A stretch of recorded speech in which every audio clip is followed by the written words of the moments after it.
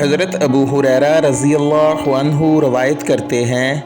کہ رسول کریم صلی اللہ علیہ وسلم نے فرمایا،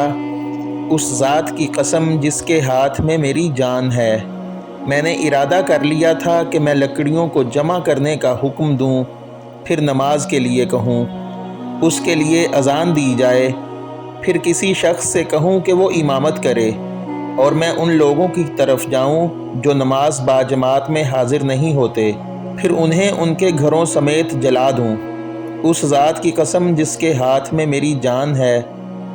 اگر جماعت میں نہ شریک ہونے والے لوگ اتنی بات جان لیں کہ انہیں مسجد میں ایک اچھے قسم کی گوشت والی ہڈی مل جائے گی یا 2 عمدہ کھر مل جائیں گے،